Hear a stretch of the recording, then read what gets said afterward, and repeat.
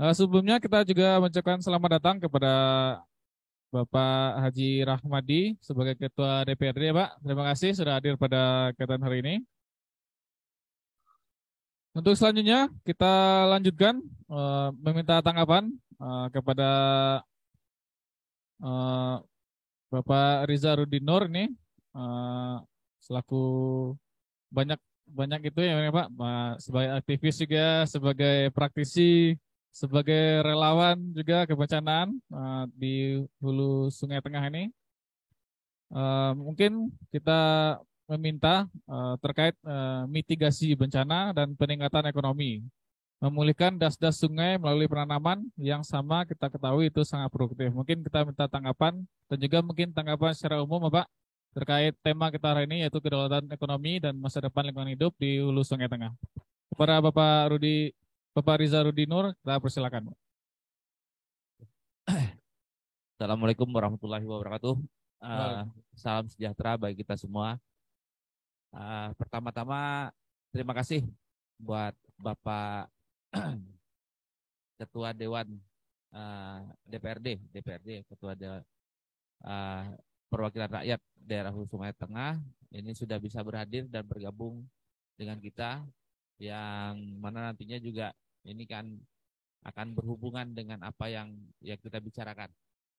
Karena beliau-beliau yang akan membuat satu perundang-undangan di daerah gitu kan, yang akan dijalankan nantinya oleh pemerintah daerah. Mungkin seperti itu. Sekali lagi terima kasih juga kepada rekan-rekan akademisi yang malam hari ini menyempatkan waktunya berhadir ke Barabai, karena domisili beliau-beliau ini tidak di Barabai, meskipun beliau-beliau ini adalah putra daerah asli Barabai, namun beliau-beliau ini domisilinya tidak di Barabai. Jadi beliau bisa menyempatkan waktu kembali ke kampung untuk bagaimana juga ikut berdiskusi, mencari solusi untuk kepentingan Banua.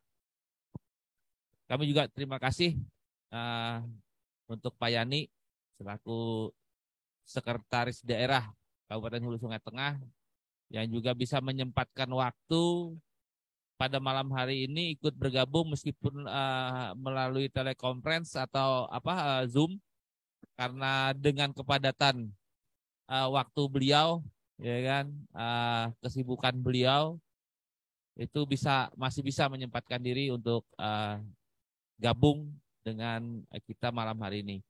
Dan juga kepada Pak Irfan selaku Kabid Lingkungan Hidup yang ada di Kabupaten Hulu Sungai Tengah, yang kita tahu memang beliau sangat concern bagaimana menjaga alam yang ada di Kabupaten Hulu Sungai Tengah ini. Karena dari pemikiran-pemikiran beliau-beliau lah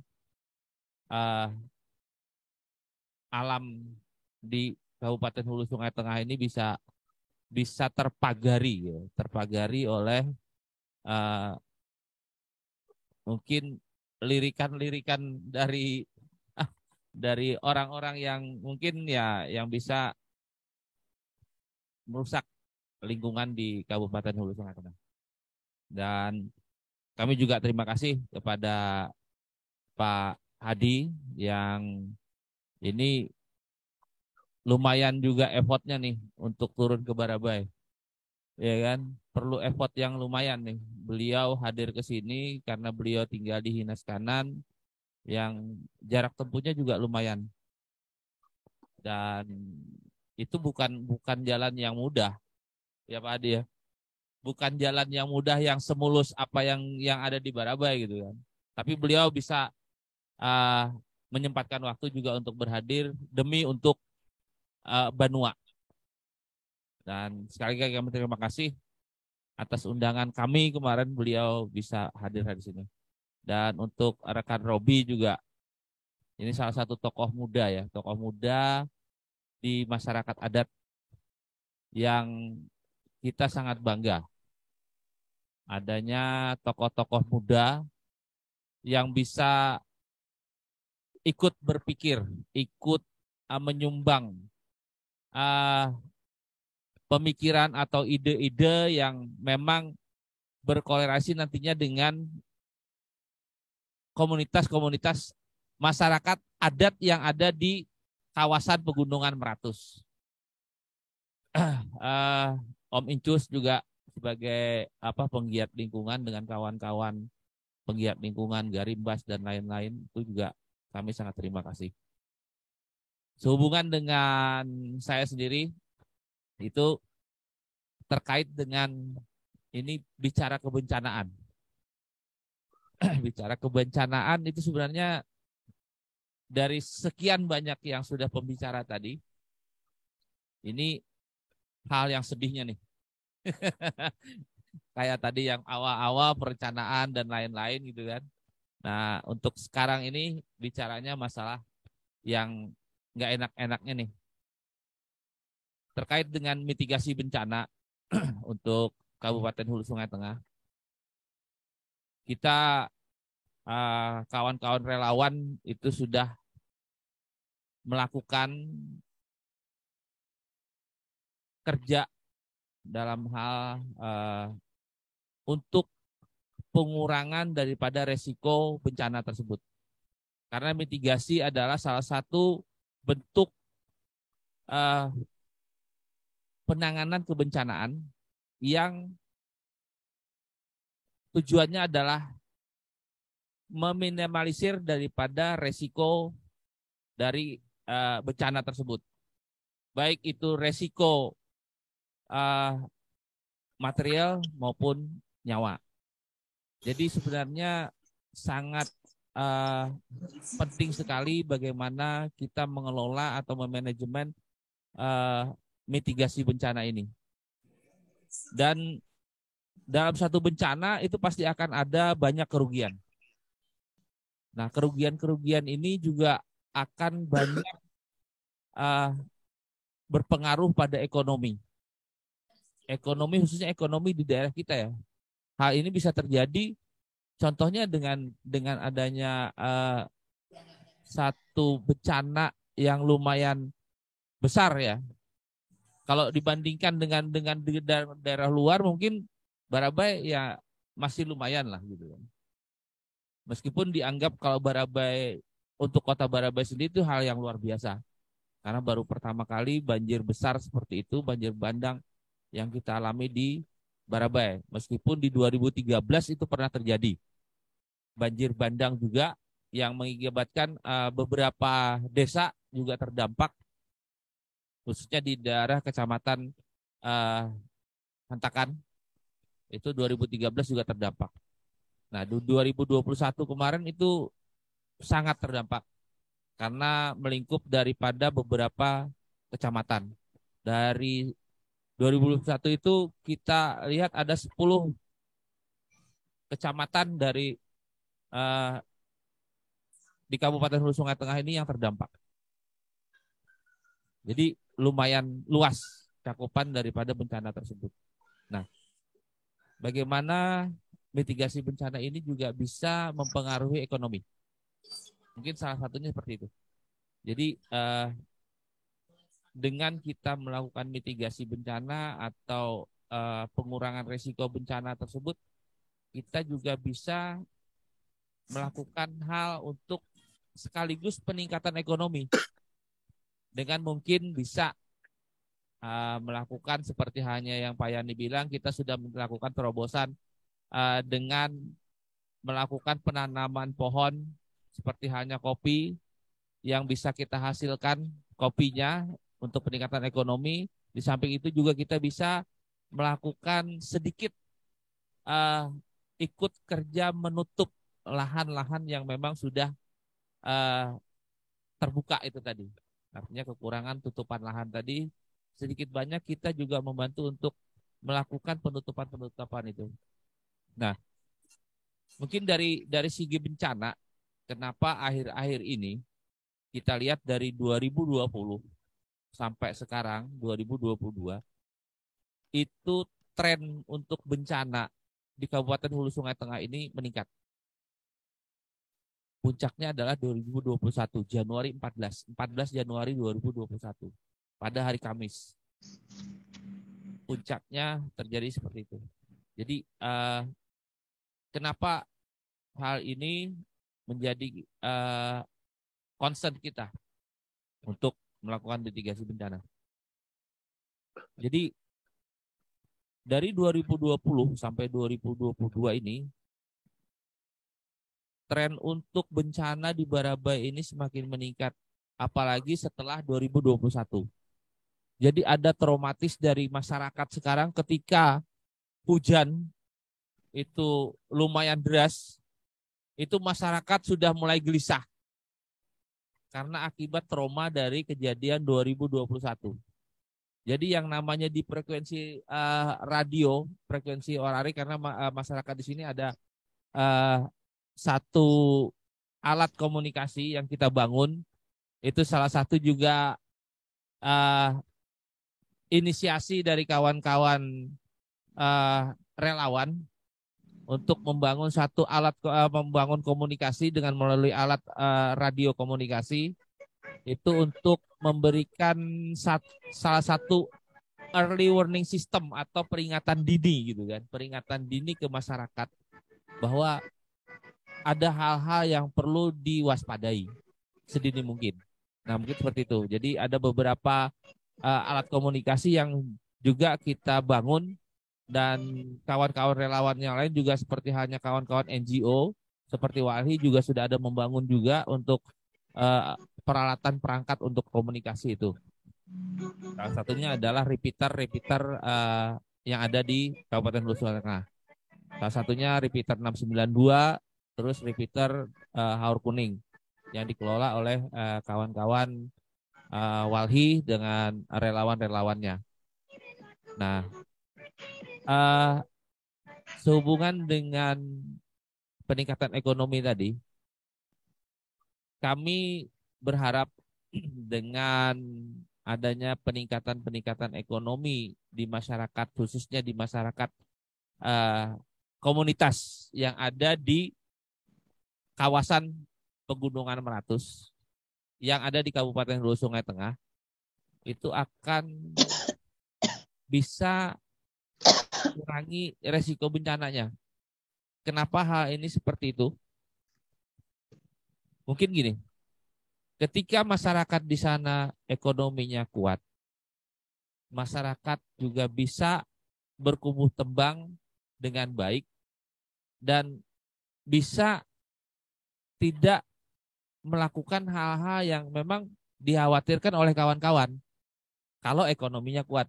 Mungkin seperti itu Pak Ade ya.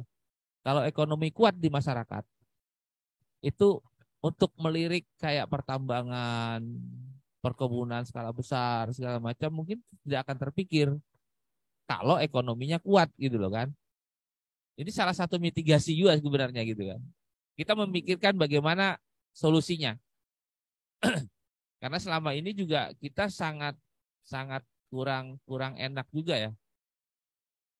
Dari kami kebencanaan, salah satunya adalah kenapa terjadinya satu bencana yang besar karena mungkin ada perambahan hutan, mungkin ada pembabatan hutan, mungkin ada pembukaan tutupan hutan, mungkin ada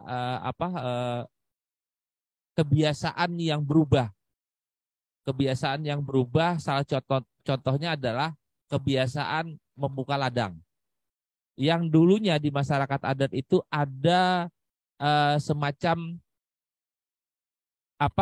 larangan, kalau nggak salah Pak Hadi ya, larangan membuka hutan atau membuka ladang di daerah yang lereng dan di sekitar das sungai. Kalau dulu ada, kalau nggak salah Pak Hadi ya, ada larangan adat seperti itu. Nah sekarang itu sudah berubah.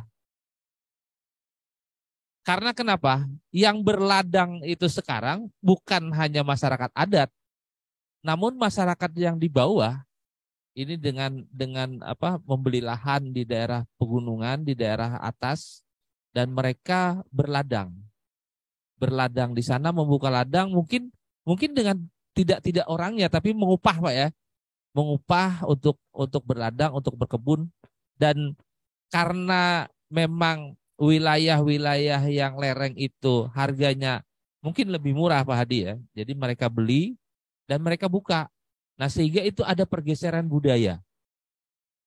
Nah, dari hasil mitigasi kita 2021 kemarin, itu banjir bandang yang ada di sana itu disebabkan salah satunya adalah banyaknya terjadi bendung-bendung alam yang menutupi anak-anak sungai. Jadi tidak disengaja sebenarnya.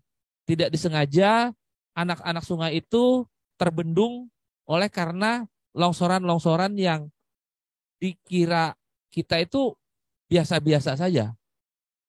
Jadi ada 1, 2, 3 anak sungai yang terbendung dan kita abai dengan itu. Nah, dari tingginya curah hujan mempengaruhi juga 2021 kemarin intensitas hujan itu sangat memang tinggi di Kabupaten Hulu Sungai Tengah. Khususnya jadi pada saat kemarin itu memang semua sungai, hampir semua anak sungai dan sungai yang ada di Kabupaten Hulu Sungai Tengah itu meluap. Ya Pak Hadi ya. Dari beberapa karena kita ini di Baraba ini banyak sekali anak-anak sungai. Anak sungai yang menuju ke sungai yang ada di Barabai. Ini kalau nggak salah di ulunya sana itu ada 6 cabang sungai Pak ya. Ada 6 cabang sungai yang turun ke daerah sungai yang di Barabai ini. Belum lagi yang di daerah Birayang. Belum lagi turun yang di daerah Haruyan.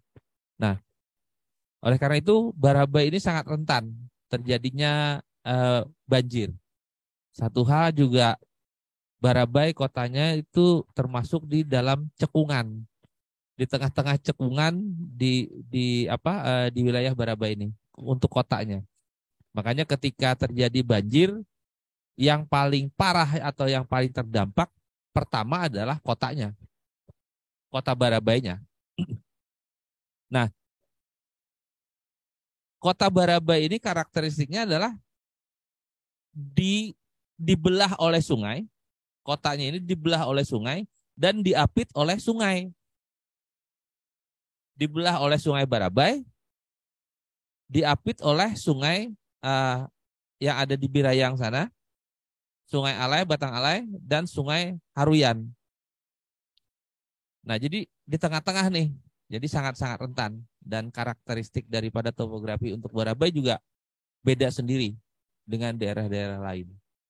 Karena kemiringan sungai yang ada kita di sini itu sangat curam.